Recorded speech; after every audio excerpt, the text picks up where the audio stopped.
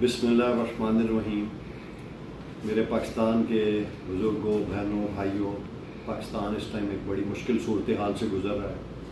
पाकिस्तान के तकरीबन तमाम सूबों में, चाहे KPK है, चाहे आज़ाद कश्मीर है, चाहे गिलगित बल्तिस्तान है, और अब पंजाब का भी सैलाब की सूरत हाल जो है पंजाब के अंदर भी आ रही है।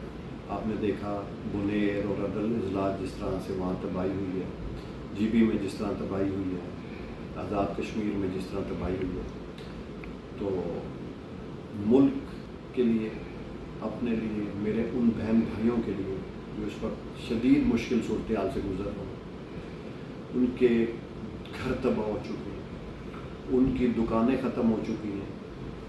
यहाँ पर बहुत मुश्किल सूरत हाल इस टाइम मेरे जो पाकिस्तानी भाई उस तकलीफ़ से गुज़र रहे हैं। तो उसके लिए मैं आपसे एक अपील करना चाहता हूँ, ख़ास तौर पर अपने फैसलाबाद के भाइयों, बहनों, बुज़ुर्गों से, कि दिल खोल कर एहतियात दें। इस सिलसिले में जो भी आप दे सकते हैं, चाहे 5 रुपये हैं, चाहे 5 लाख हैं, जो आप अपना समझते हैं कि हम अपने बहनों भाइयों की, जो मेरे पाकिस्तानी भाई मुश्किल सूरत हाल से गुज़र रहे हैं, उनकी जो भी हम हेल्प कर सकते हैं।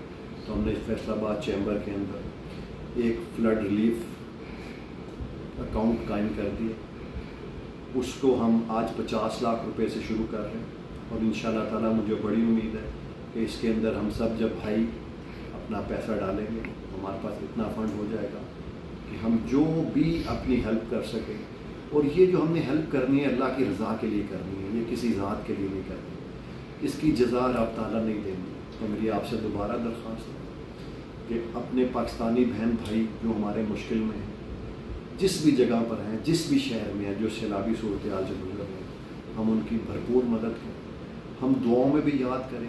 अच्छा, मैं उसमें ये भी कहूँगा, अगर फाइनेंशियल हेल्प नहीं कर सकते तो मॉरल हेल्प करें।